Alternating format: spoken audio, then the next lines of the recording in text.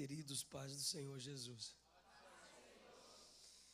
abramos num texto da palavra de Deus, na carta aos Hebreus, capítulos 11 e 12. Pastor Samuel J. Marques, pastora Ana Miriam, mais uma vez minha gratidão por este casal, por esta família, profeta de Deus em nossa geração, um ministério apostólico, pastoral e evangelista. Como é bom sermos impactados pela unção de Deus na vida dos seus servos. Meus irmãos, quem tem um obreiro igual o pastor Denis é feliz. Eu pensei que eu corria, o homem corre mais, mas é com segurança. Eu falei, daqui a pouco a esposa dele briga, parece que ela gosta. Chegamos a tempo e em paz, graças a Deus. Hebreus, capítulos 11 e 12. O capítulo 11 diz, versículos 1 e 2. A fé é o firme fundamento das coisas que se esperam e a prova das coisas que se não veem. Porque por ela, pela fé, os antigos alcançaram testemunho. Por favor, diga, os antigos alcançaram testemunho. Capítulo 12, por favor. 1.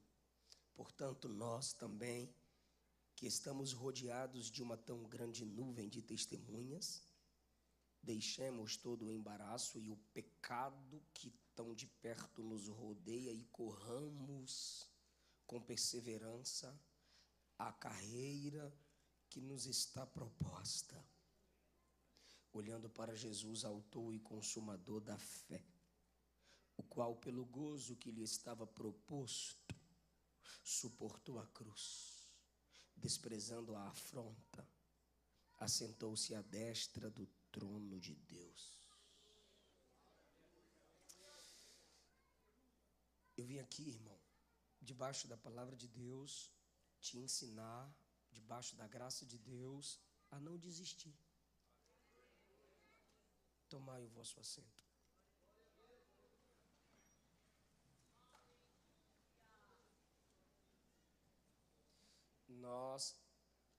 Nós vivemos num mundo quebrado, caído, afetado pelo pecado. O efeito do pecado no mundo, um dos efeitos do pecado no mundo, é o desejo em nós de parar, querer desistir. Quem nunca pensou em desistir, mesmo que de fato não tenha desistido? Na realidade, quando alcançamos a verdadeira fé, sentimos o peso da responsabilidade do que é servir a Deus. E quanto mais eu sei o peso de se servir a Deus, mais difícil é para mim. E quando eu reconheço que mais difícil é, mais dependente da graça eu me torno. Os grandes homens, as grandes mulheres de Deus, no Antigo Testamento, no Novo Testamento, tiveram seus momentos difíceis. Eu quero usar 2 exemplos, só para basear o desejo ou as dificuldades que geram desejo de desistência. Jeremias e Paulo. Jeremias, querendo desistir, disse para Jeová: o Senhor me iludiu, o Senhor me enganou, e iludido eu fiquei. Até porque Jeremias pregou 40 anos tentando salvar aquele povo do juízo do cativeiro babilônico. Você já se imaginou pregando 40 anos para um público e depois desses 40 anos todo mundo ir para o inferno? Ele pregou 40 anos para um povo e depois dos seus 40 anos de pregação foi todo mundo para o cativeiro. O Senhor me iludiu. Porque às vezes nós pensamos que nós podemos manipular o resultado do nosso chamado. Pensamos que a gente tem dom para nós mesmos. E aí quando Jeremias diz que vai desistir porque Deus iludiu ele, Deus responde assim. É que às vezes eu dou risada com coisa séria. Deus diz assim: se competindo com cavalo você cansou, se competindo com homens você cansou, imagine agora que eu vou te colocar para competir contra cavalos. O camarada está querendo desistir, Deus diz assim: eu vou aumentar a pressão.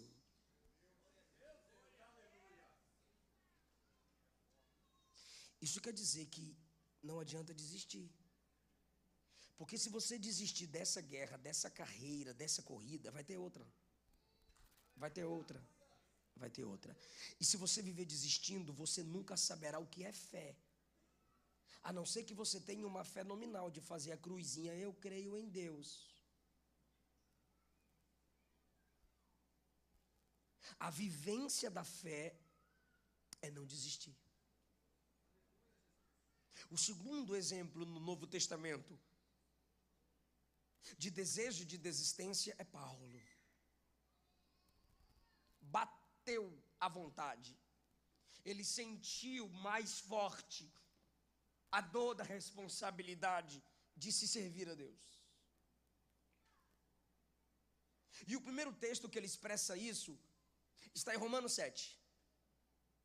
Miserável homem que sou, quem me livrará do corpo dessa morte? Pois havia um povo que costumava punir os assassinos de um modo totalmente desumano. Se eu tenho um inimigo e eu matasse o meu inimigo, a punição no meio desse povo era pegar o meu inimigo assassinado e amarrar no meu corpo até apodrecer. O meu inimigo que me ameaçava, me humilhava, está morto, mas está em mim. Acabo morrendo com ele. Paulo faz uma comparação do corpo inimigo com o corpo do pecado, que é o nosso corpo afetado pelo pecado de Adão. Aí ele diz: quem me livrará do corpo desta morte?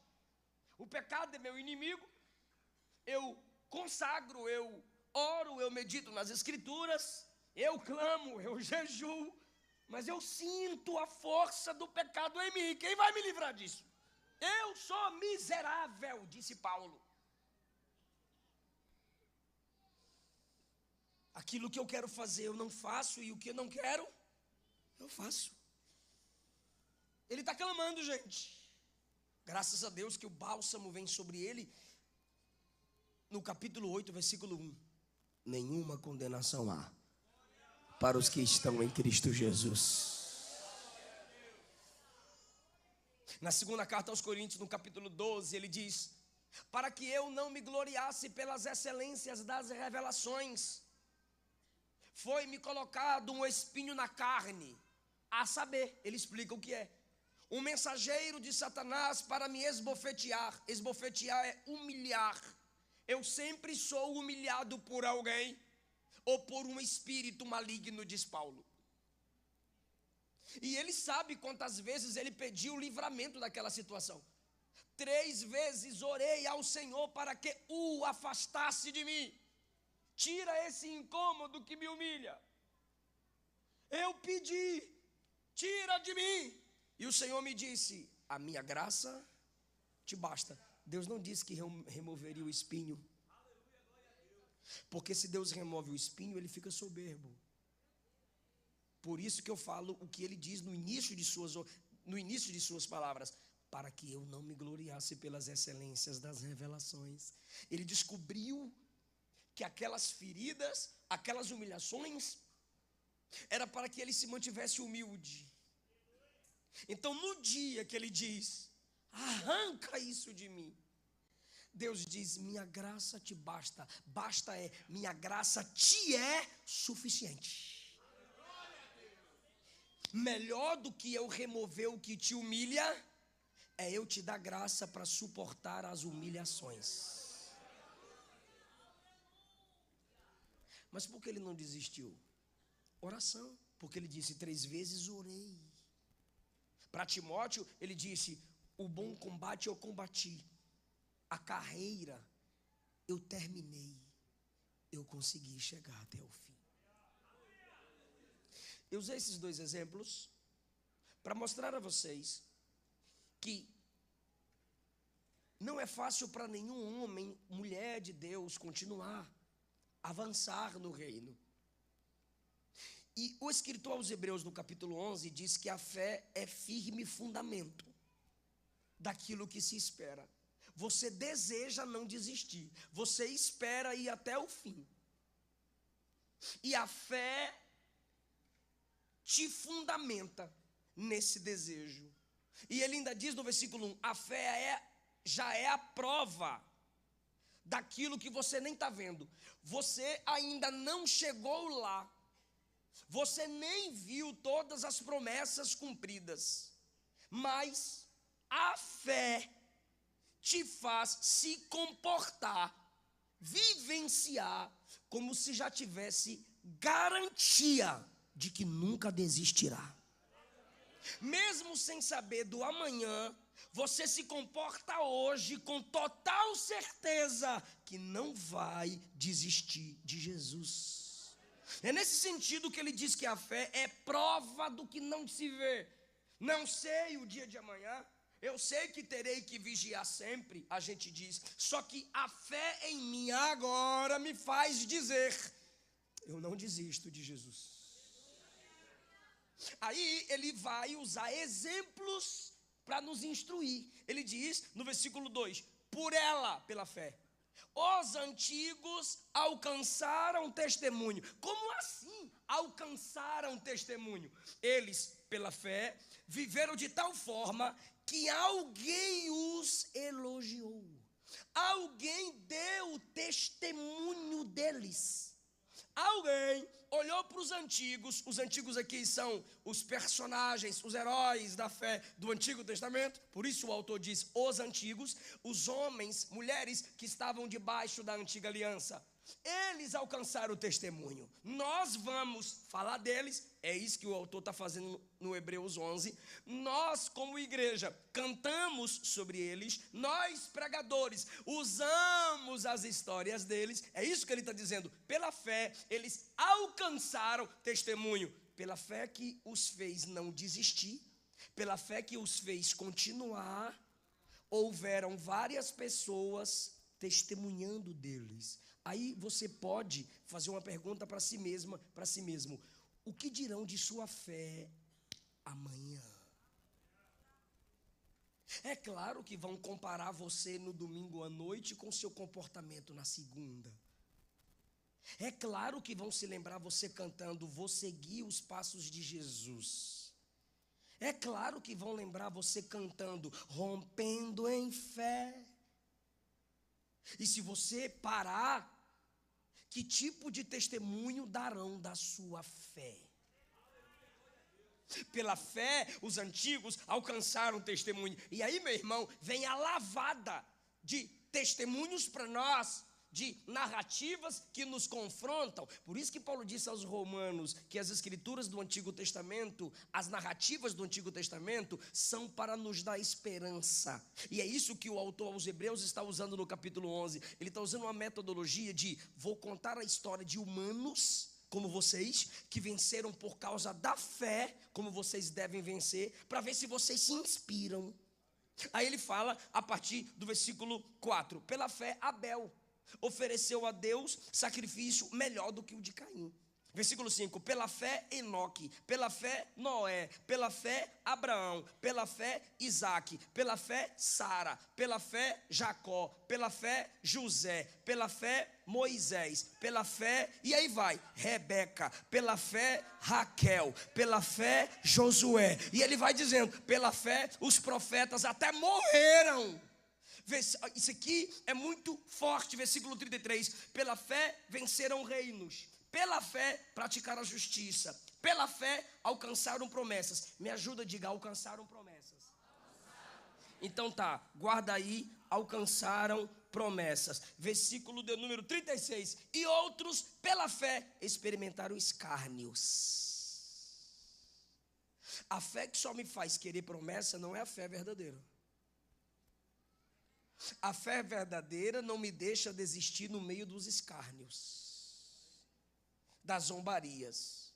Pela fé experimentaram açoites.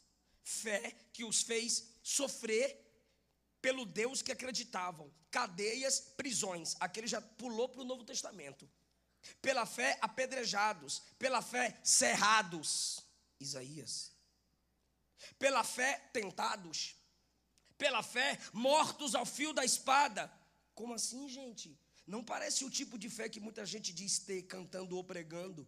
Pela fé andaram vestidos de pele de ovelha e de cabra. Pela fé desamparados, pela fé, vivendo pela fé. E suportaram, continuaram na carreira desamparados. Não é sentimento, é desamparo. Pela fé viveram aflição. Pela fé foram maltratados. Parece que o nível só está descendo. Mas olha o testemunho que o texto dá deles. Versículo 38. Homens dos quais o mundo não era digno. Sabe o que é isso? Deus olhava para o mundo inteiro e dizia, olhando para esses homens e mulheres, Deus olhava para o mundo e dizia, vocês não merecem a presença deles. As dificuldades que esses homens e mulheres enfrentaram pela fé, é porque o mundo não era amigo deles. O mundo não era digno deles. Lembra que você guardou pela fé, alcançaram promessa. Versículo 39. Todos estes, tendo tido testemunho pela fé, todos esses, enquanto sofriam, mas não desistiam, enquanto sofriam, continuavam cantando e pregando, enquanto sofriam, continuavam servindo a Deus, obtiveram testemunho. Ou seja, as pessoas olhavam e diziam, é mulher de Deus, é homem de Deus, é um exemplo para mim, me inspira a continuar na caminhada. Todos esses pela fé, tendo tido testemunho, agora, versículo 39, não alcançaram a promessa. Uns pela fé alcançaram a promessa, e outros não alcançaram a promessa pela mesma fé. Por quê? Porque a verdadeira fé não me capacita apenas a ter, mas também a ser. Se eu quero uma verdadeira fé apenas para ter, eu não serei. Mas se eu busco em Cristo uma fé para ser, eu também terei.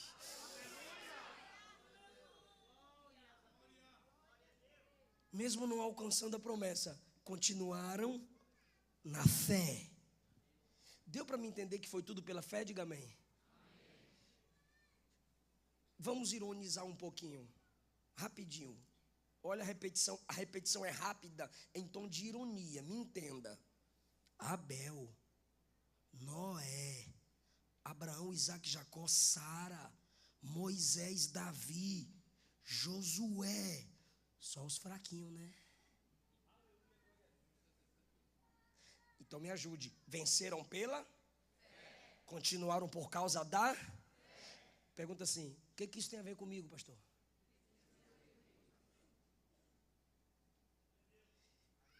É o que o autor faz no capítulo 12. Ele pega os leitores do texto, escute-me, ele pega os leitores do texto e traz para a história. E diz assim, capítulo 12. Portanto, sendo assim, por causa disso, nós, Galeria Nave Tribuna, que estamos rodeados dessa tão grande nuvem de testemunhas,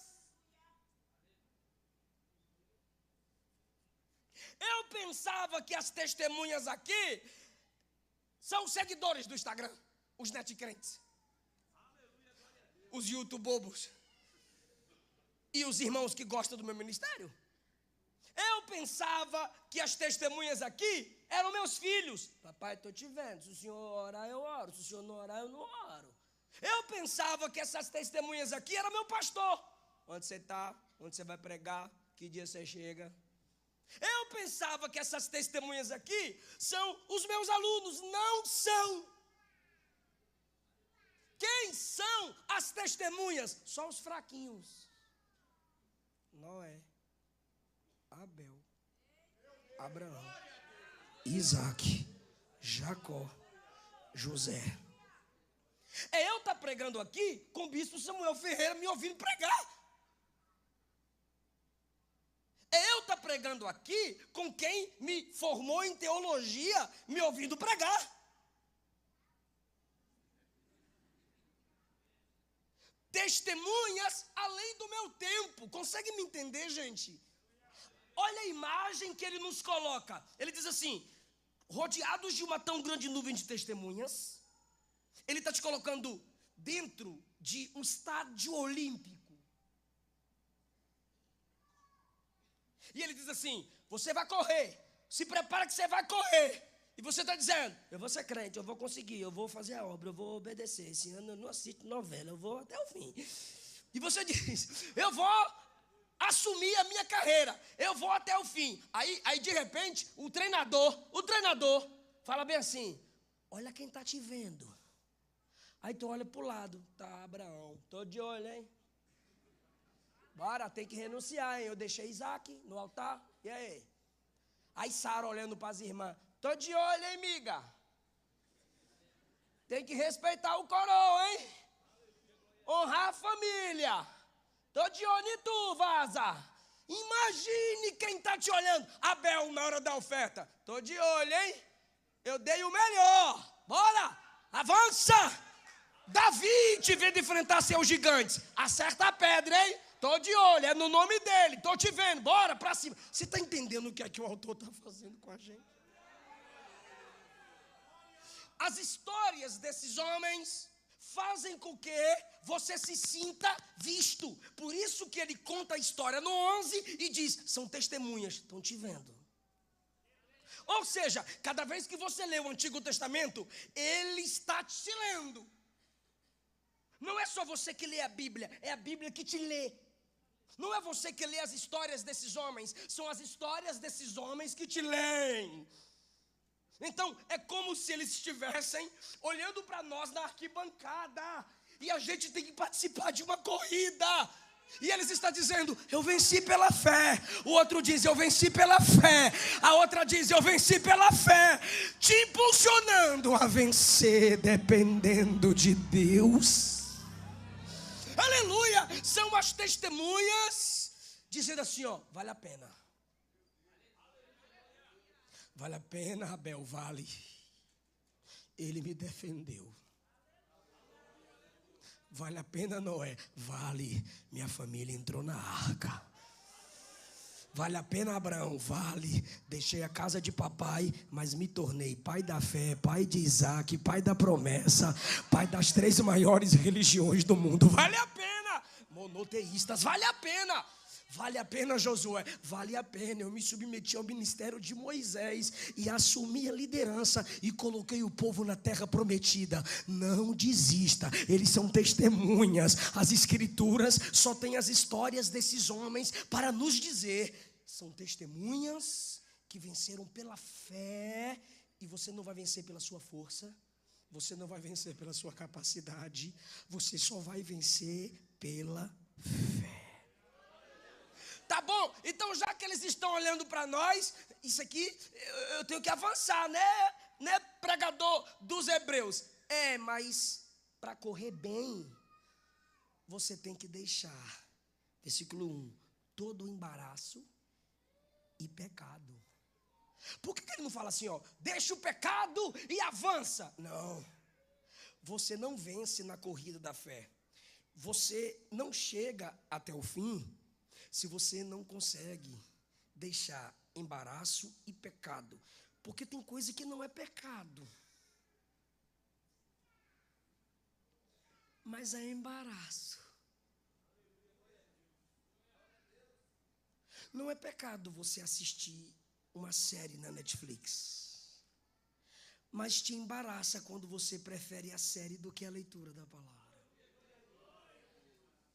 Não é pecado ter relacionamentos com os irmãos, termos amigos, amizades, mas é um embaraço quando os homens têm preferência, quando as pessoas tomam o lugar de Deus.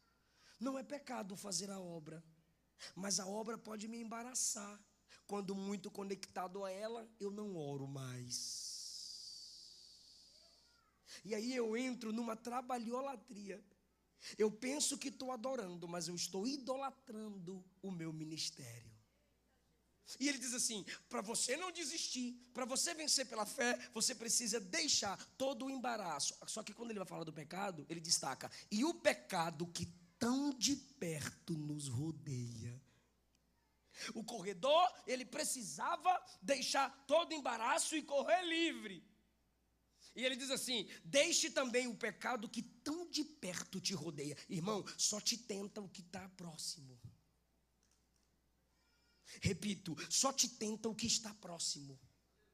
Você lembra de Eva e do fruto? A distância de Eva para o fruto foi de uma mão estendida. Davi e Batseba, a distância foi de um olhar. Josué e a capa babilônica, a distância do pecado que estava perto, rodeando, foi a mão estendida.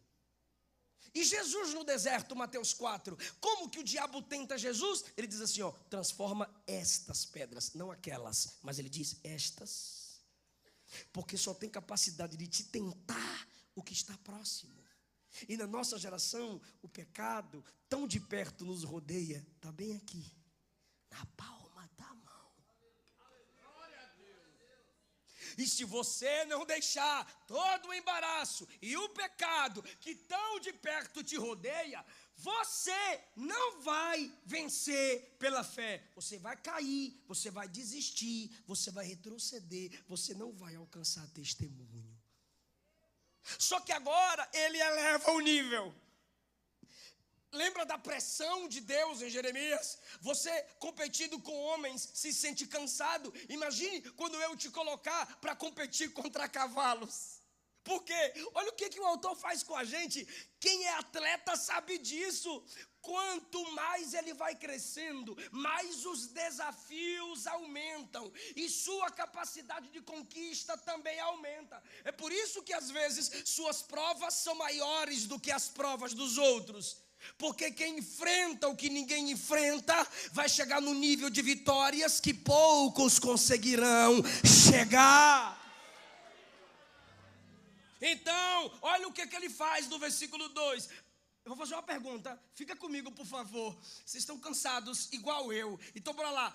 As testemunhas, esse tipo de testemunha que o autor coloca olhando para a gente se imaginar eles olhando para nós.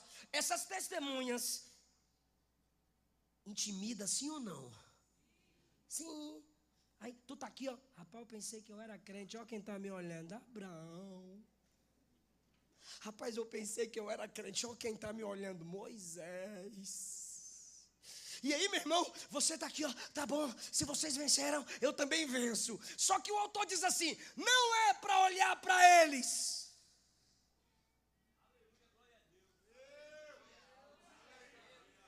Eles não são o exemplo máximo, eles não são o exemplo perfeito. Então a gente chega no fim fazendo o quê? Versículo 2, olhando para Jesus, autor e consumador.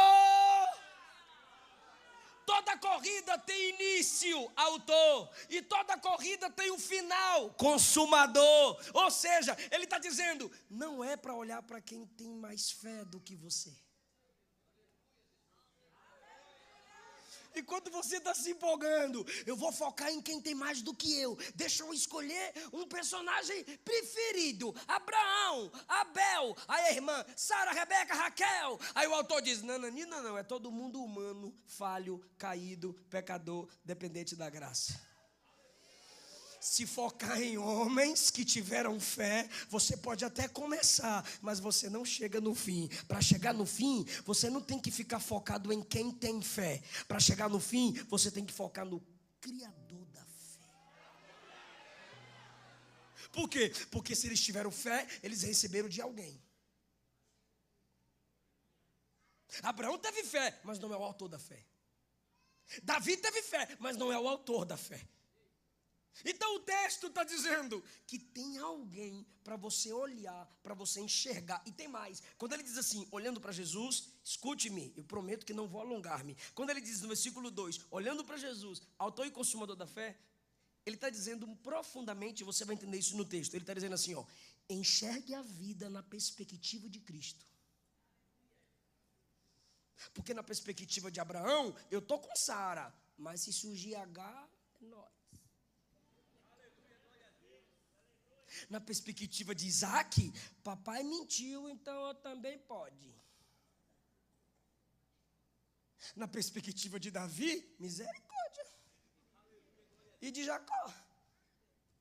E de Sansão. Está tudo aqui nos heróis da fé. E aí? Olha, eu quero ser como Abraão. Aquele que entregou Isaac ou que se deitou com H e que mentiu com o nome de Sara. Olha, eu quero ser como Davi, o que derrubou o gigante ou que caiu com Seba. Olha, eu quero ser como Moisés, o que negou ser chamado filho da filha de Faraó ou que feriu a rocha quando Deus mandou tocar.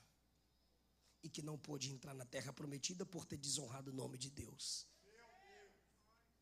O que o texto está dizendo é, não foque em quem teve mais fé.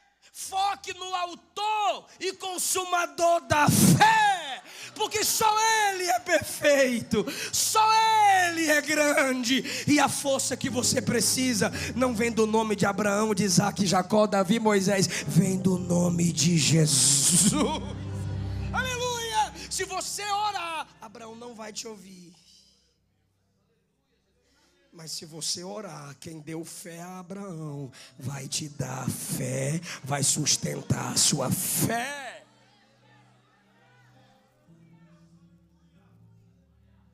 Olhe a vida na perspectiva de Cristo. Então não é que o texto está mandando você sair daqui assim, Jesus, cadê tu? Não, olhar para Jesus é enxergue a vida como Ele enxergava. Está no 2. Olhando para Jesus, autor e consumador da fé, o qual, pela alegria que lhe estava proposta, suportou a cruz. Eu sei que vocês já ouviram sermões. O último que eu ouvi pregar sobre cruz, e fala, e destaca os horrores da cruz, foi o pastor Gilmar Fiuza. Então, principalmente, acho que ele pregou essa mensagem nos Gideões, eu estava lá. O horror da crucificação. Se você também já estudou soteriologia ou a vida de Cristo, você sabe o horror de uma crucificação. Aí o texto diz assim, olha para Jesus, autor e consumador da fé, que pela alegria que estava proposta, suportou a cruz. Ele só suportou a cruz porque tinha uma alegria proposta. Gostei do meu Deus. O texto está dizendo que Jesus olhou para a cruz. Sim ou não? Suportou a cruz. Só que ele olhou para além da cruz. E além da cruz, aqui eu vou ilustrar, o pai mostrava para ele a igreja perdoada. Mostrou a igreja lavada. Mostrou você vencendo o pecado. O pai mostrou para ele. Aleluia! Então ele diz, eu vou suportar a cruz, porque tem uma alegria que está me sendo proposta. É como se o pai estivesse dizendo, eu te faço uma proposta. Você não desiste na cruz e eu te dou esse povo. Você não desiste na cruz e esse será o resultado. Então ele suporta a cruz olhando para a alegria que lhe estava proposta. É por isso que você tem que olhar para Jesus. Vou facilitar. Imagine você se formou em medicina. Legal. E aí Já está rico, está rica, ô glória, aleluia. E agora, eu vou para uma nação pobre, numa tribo ou numa ilha onde tem um povo doente. Aí você chega toda empolgada. Gente, eu vim cuidar de vocês, eu vim curar vocês. Gente, eu vou deixar vocês top, tá, gente? Aí o povo: te conheço? Quero não. Não, meu remédio é bom, eu sou experiente, eu vou curar todos vocês. E o povo: quero não. Sai fora. Lá ele: não te conheço. Sai. Como você ficaria? Como você ficaria? Eu vi o T-R-I-S-T-E. Como você ficaria? Uai, você foi lá ajudar, curar, e o povo te rejeitou. Agora se imagine sendo essa mesma pessoa, e esse povo que antes rejeitava, diz: eu creio, eu quero.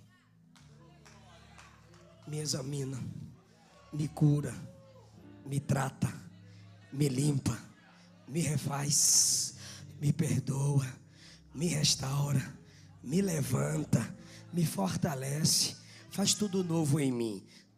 Pergunta: como você ficaria? É isso que Hebreus está dizendo.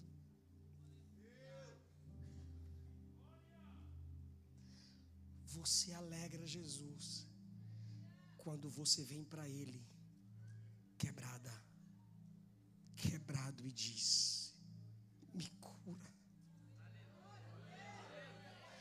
Você alegra o médico quando você diz: caí, pequei, me sujei, me lava. Como um homem, como verdadeiro homem, a alegria dele aumenta em te ver perdoado, porque a intenção do autor aos Hebreus é dizer que o sacrifício de Cristo foi suficiente para nos salvar, sim ou não? Sim. Então Jesus te vendo, buscando nele perdão, alegria, paz, vida eterna, ele se alegra, porque são doentes reconhecendo que só ele tem a cura. Como verdadeiro homem, ele aumenta a alegria, mas como verdadeiro Deus, não tem mais como aumentar a alegria. E o que ele faz? Transborda. Não só a cura dele te alcança, mas a alegria dele recai sobre você. Mateus 25, 21. Entra, servo bom, entra no gozo do teu, na alegria do teu. Olha o que Jesus está dizendo. Quando você me encontrar na glória, você não vai entrar na sua alegria, você vai entrar na minha alegria. Isso quer dizer que é Jesus quem vai ficar feliz em te levar para o céu. Agora, irmão, à medida que você vem a Cristo, buscando graça, poder para continuar, isso alegra ele. Pela alegria que lhe estava proposta, suportou a cruz, desprezando a afronta. O que é afronta? 2 pontos e eu encerro. Afronta é desprezo. Então Jesus desprezou o desprezo. Tem gente que ama o desprezo, só pode. Por quê, pastor? Porque toda hora tu fala do desprezo, porque tu printa o desprezo, porque tu sonha com desprezo, tu perde o sono por causa do desprezo, tu perde a fome por causa do desprezo, tu não quer mais cantar, pregar por causa do desprezo, nem pro culto mais tu quer vir por causa do desprezo. O desprezo está sendo muito prezado por você. Jesus não desprezou o desprezo. Isso é fé. Ana, oi, eu tenho filho, você não tem. Ana despreza o desprezo e vai para o templo orar. E Deus dará a ela um filho que é profeta, juiz e sacerdote. O irmão de Davi olhou para ele e falou assim: seu coração é mau, por isso que você está na guerra. Davi diz assim: o que eu fiz agora? E se afasta dele. Aí quando chega diante de Saul, Saul diz assim: você é menino, olha o tamanho daquele gigante. Aí Davi diz: se eu matei urso e leão, eu matei ele também. Aí quando Davi está no meio dos soldados: você derrubar o gigante? Sim, não é de graça não. Não. Se eu derrubar o gigante, eu vou casar com a filha do rei? Vai. Vou ganhar ausência de imposto? Vai. Então eu derrubo. Desprezou o desprezo. E Jesus indo para a cruz, as mulheres gritando e batendo no peito. Jesus parou e disse: não chorem por mim, chorem por vós e vossos filhos. E Pedro olhou para Jesus e disse: Senhor, jamais tu irás para a cruz. Jesus disse: para trás de mim, Satanás. E Judas, pensando que estava no controle, Jesus olhou para Judas e disse: o que tiver de fazer, faz. E em João 10, quando os homens estavam tramando a morte dele, ele se ergueu e disse: a minha vida ninguém tira de mim, sou eu quem a dou, porque eu tenho poder para tomá-la de volta. Ele desprezou o desprezo. E o que é que eu tenho que fazer, pastor? Despreze o desprezo, mas tem uma coisa que você não pode desprezar para você chegar até o fim. E você vai ficar em pé para eu orar por você. Versículo 2: desprezou o desprezo. Versículo de número 5: filho meu, não desprezes a correção do Senhor. Pode ficar em pé. Bora lá, vem comigo. Desprezou o desprezo. Ficou feio. Desprezou o desprezo. Versículo 5 diz: não despreze a correção do Senhor. Para você chegar até o fim, me escute por favor, você precisa aprender com quem foi até o fim. Para você chegar até o fim, você precisa olhar para aquele que é o autor e consumador da fé, que te capacita a chegar até o fim. Terceiro, para você chegar até o fim, você precisa saber que Jesus se alegra em te ajudar. Não se perde, por favor. Quarto, para você chegar até o fim, você precisa desprezar o desprezo, porque era assim que Jesus fazia. Quinto, para você chegar até o fim, você não pode desprezar a correção. Filho meu, não despreze a correção do Senhor. Já percebeu que a gente dá moral para o desprezo e despreza a correção? E o Espírito Santo está dizendo a alguém aqui, nessa palavra: o desprezo é para te derrubar, a correção é para te levantar. A correção do Senhor vem pela nossa liderança eclesiástica, familiar. A correção do Senhor vem pelas disciplinas da vida. Deus só disciplina o filho que Ele ama. Você tem que examinar a sua vida e saber se você não está em disciplina do papai. Se Deus está corrigindo alguns excessos, pecados, erros, é porque Ele só disciplina quem Ele ama. Agora, uma coisa eu lhe digo para o seu consolo: você não está debaixo de juízo. Ele não coloca filhos debaixo de juízo. Ele coloca filhos debaixo de disciplina. E o texto conclui dizendo: depois da disciplina, você gera fruto pacífico de justiça. O que é o fruto de justiça? Relacionamento correto com os homens e com Deus. Esse é o resultado quando você aceita correr a carreira do Evangelho. Vamos falar com o papai.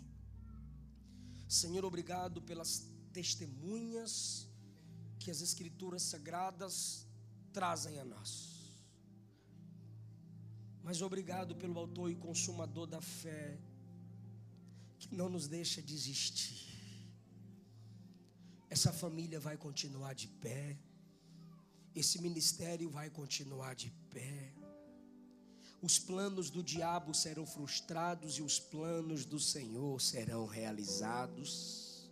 Essa moça não vai desistir da vida. Esse rapaz não vai desistir da vida. Essa mulher vai continuar lutando, porque o autor da fé está sarando a fé, está aumentando a nossa fé. Se tem alguém aqui debaixo da disciplina do Senhor, eu te peço, traz o consolo. Se tem alguém aqui debaixo da repreensão, eu te peço, traz o consolo. Dá graça a Jesus, para que esses crentes saiam daqui mais firmes, convictos do que o Senhor tem para a vida deles. Nos ajuda a amar o que o Senhor ama, se alegrar com o que o Senhor se alegra e se entristecer com o que o Senhor se entristece. E assim nós vamos evitando as disciplinas e vamos correndo a carreira que nos está proposta. Amém, queridos? Você orou comigo, irmão? Estamos no domingo, numa Assembleia de Deus. Então eu preciso fazer um apelo. Eu preciso perguntar: onde está você que se afastou do Evangelho? Ou onde está você que nunca confessou Cristo como seu único Senhor e Salvador? A gente quer orar por você. Essa é uma igreja evangelista. E eu preguei uma mensagem sobre o autor da fé. Só Jesus pode te atrair à presença dele com fé. Mas a igreja pode te chamar para orar por você, independente de como esteja a sua fé. Eu quero orar por você, que não é evangélico, que não é evangélica, que está afastado, que está afastada. Eu quero orar por você aqui na frente antes de entregar o microfone. Quando você começar a sair do seu lugar, alguém vai te acompanhar e nós vamos orar por você. Saia do seu lugar. Eu quero orar por você agora. E quando eu digo eu quero, a igreja inteira está falando comigo. Nós vamos orar por você.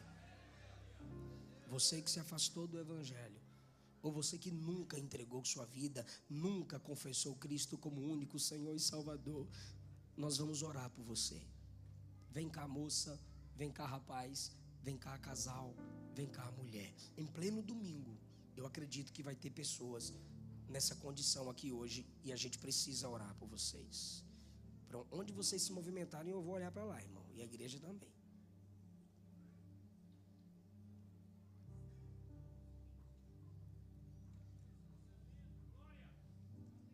Se você estiver na galeria, a gente espera você descer. A gente quer orar por você. Isso, essas plaquinhas já indicam isso. Queremos orar por você. Aleluia. Aleluia. Eu quero orar por você. Saia do seu lugar. A gente vai orar por você. A igreja vai me ajudar. Chama essa pessoa que está do seu lado. Vem com ele, vem com ela. Venha. A gente vai orar por você. Se não tiver, eu entrego o microfone agora.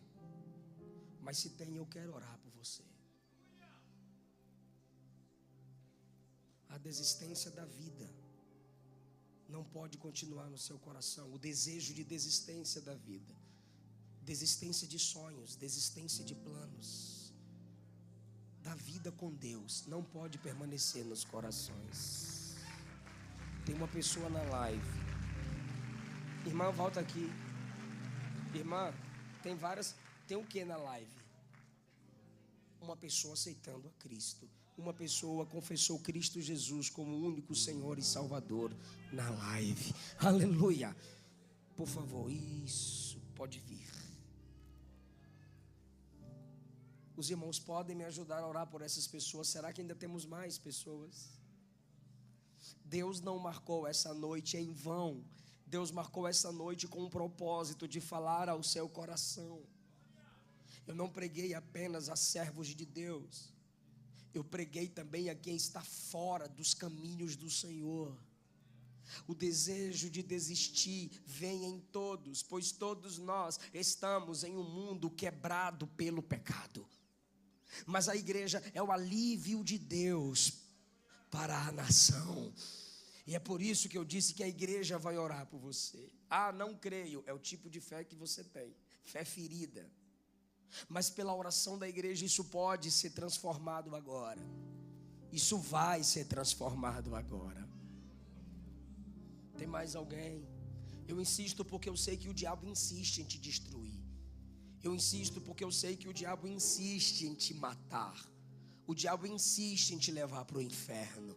E a igreja, enquanto o diabo é teimoso, a igreja é perseverante. Vem para Jesus. A igreja é a única representatividade legal de Deus na terra. A igreja vai estender as mãos, e em nome do autor e consumador da nossa fé, haverá cura, restauração, transformação, pelo poder do nome de Jesus.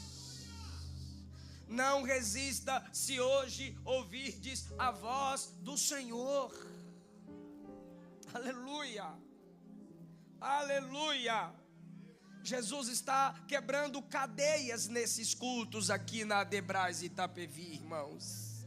Vidas estão sendo libertas. Hoje já não foi diferente e não será com essas pessoas. Isso, a igreja estende as mãos, por favor, como já está fazendo. Pai, sem a fé que vem do Senhor, sem a atração do Espírito Santo, ninguém chegará aos seus pés. Para isso o Senhor estabeleceu a igreja na terra. Ore, igreja. Jesus, essas pessoas precisam de um toque do Senhor na alma. Essas pessoas precisam do toque do Senhor na mente. Essas pessoas precisam de uma restauração de dentro para fora. E essa palavra sobre a fé que nos faz avançar, a fé que nos faz continuar, se torna realidade na vida dessas pessoas quando elas recebem o autor e consumador da fé como único Senhor e Salvador da vida delas. A igreja adora com as mãos estendidas, confiando no único Senhor e Salvador. E no interior de cada uma dessas pessoas há um agir do Espírito Santo. É pela autoridade que há no nome de Jesus que nós clamamos. É pela autoridade que há no nome de Jesus que nós pedimos. Restaura a família, Jesus. Restaura o ministério. Restaura a unção. Que todo o embaraço e o pecado que tão de perto os rodeia seja quebrado, lançado para longe. E o Espírito Santo faça a obra completa da regeneração. Em nome de Jesus.